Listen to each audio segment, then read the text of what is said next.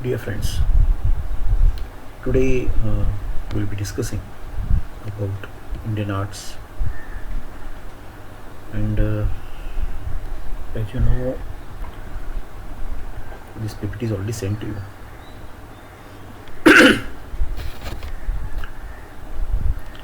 So we talk of Indian arts, some very interesting images come to mind, like the famous Nataraja dance of Shiva, or the Sun Temple at Konark, or the classical dance forms, folk songs and folk instruments, and many such images suddenly pass our mind by the mere mention of Indian arts. If you look at art, what is basically art is some form of lines, colors, shapes, curves, patterns, and rhythms. You take any example of an art or a snap or painting, you'll find this combination. There is something like some colors, shapes, curves, sort of pattern or rhythm, and then it gives a aesthetic experience. You feel like saying wow, that exclamation, that wow, that experience of ananda or happiness. That is what art is for. It's an aesthetic experience. When you're able to feel the rasa or the essence of it, sap of it, and that's why, and it has got great significance. So India always knew that art or culture has got great value. In fact, Sri Aurobindo has written a book named as National Value of Art, where he explains how through art nation can be built up. So right from Vedic age to the Renaissance age and now also in the modern age, you'll find that art was aiming at giving this particular experience, to give unalloyed joy, unlimitable knowledge, illimitable experience, and in immortal existence, some sort of peace which will not be perturbed easily. Besides, we must understand that need not be an artist, everybody need not be a master of any art, but everyone needs to experience art. Everyone should have some love for the art, because as we go ahead, you'll understand that experiencing an art itself has got great value. And then Sri Aurobindo says that basically art also helps us in having a link between an aesthetic experience, gives you a link between intellect and intuition. So many things can be done through intellect, but how to bridge this gap between intellect and intuition? And one of the great ways to bridge it is to have some art form, and that is the way you can understand. That's why it has been the backbone of a culture which is primarily spiritual, very intellectual. So it is not surprising that such culture will always have some aesthetics also. It will have some art forms also. It is very imperative. Another thing we must understand in this process is there are two different approaches. One is the Western approach, one is the Eastern approach. Largely, right now we are talking of Indian approach.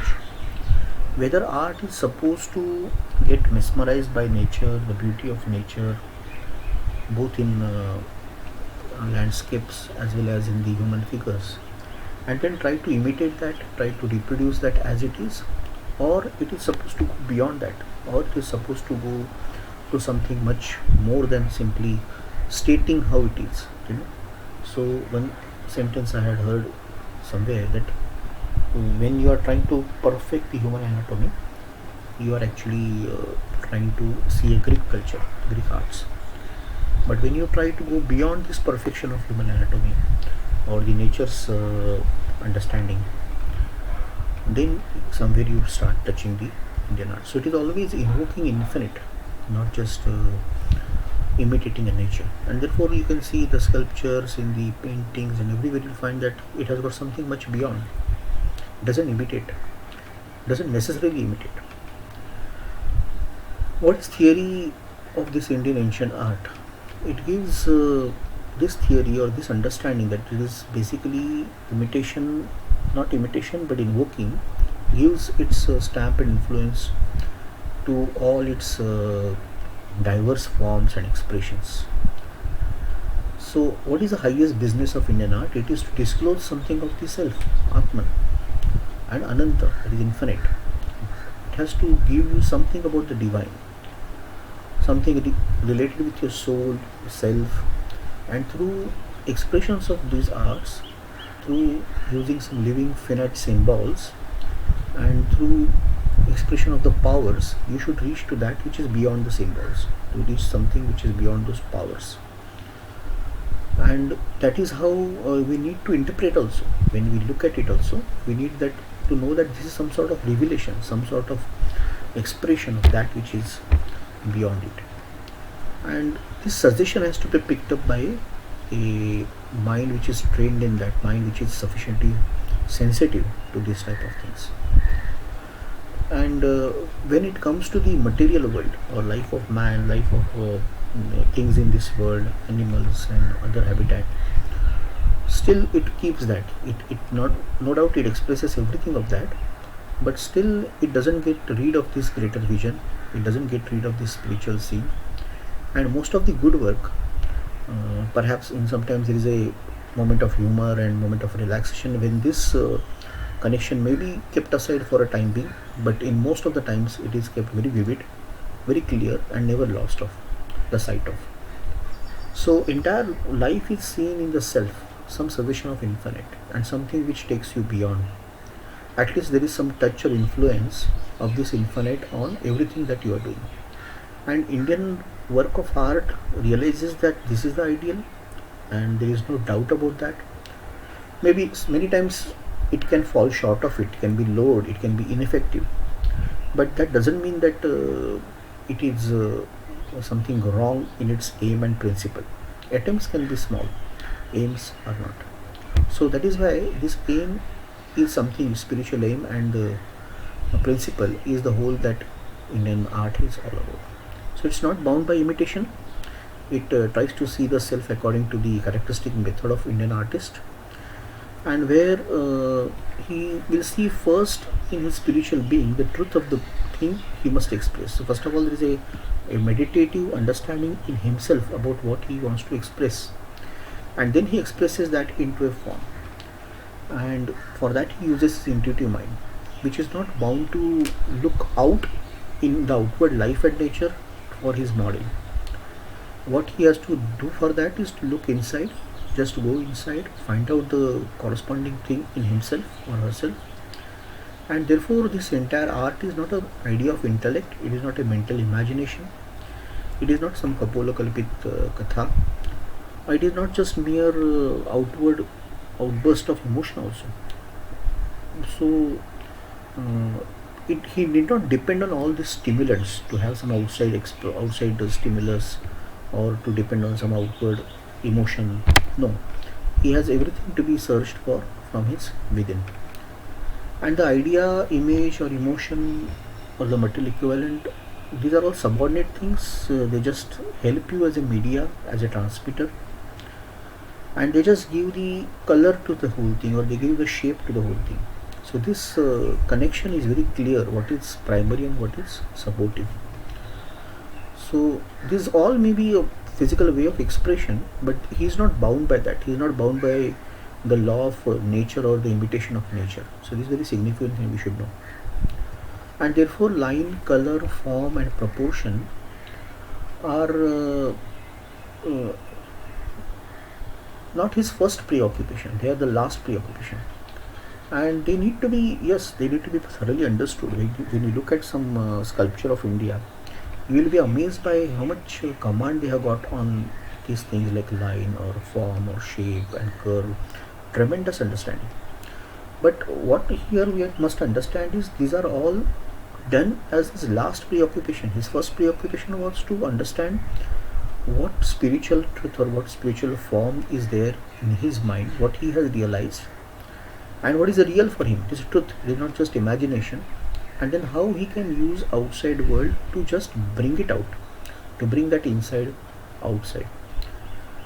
and therefore we understand all these things only when we are able to see it to the service for the infinite. What all these shapes, what this wonderful bend in the images, the Tribhanga images, three places they are bent, and that is the reason for it. So that is also reason because of this, since it is a meditative experience, it needs that you should go inside. Therefore, Indian art was mostly placed outside the crowded cities, in somewhere much away from the cities, and it has to be experienced also that way, in seclusion, not in the crowd of the whole world. We also see that there is excess of ornaments, especially you will see some of the things which were done in the south in the later part in the 10th 11th century. You find that it is flooded with ornaments. There is no pause.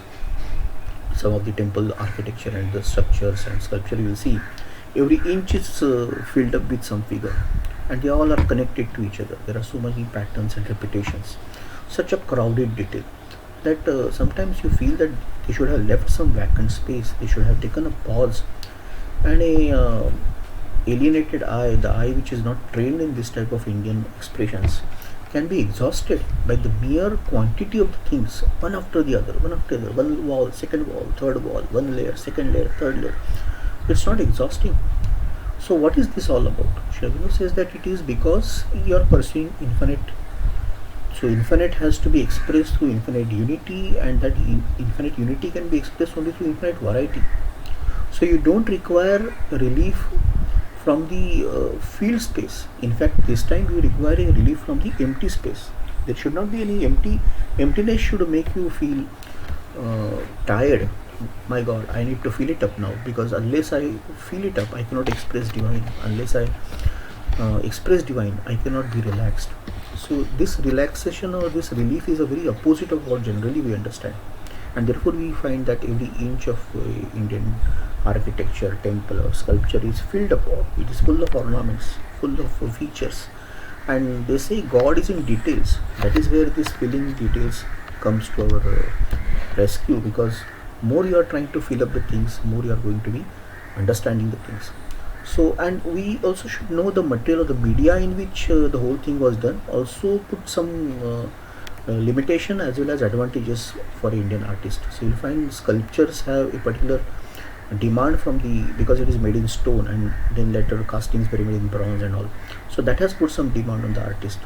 Similarly, wooden part is having a different demand. Then paintings have a more flexible or more fluid media, so it has got a more vital or the moving structure.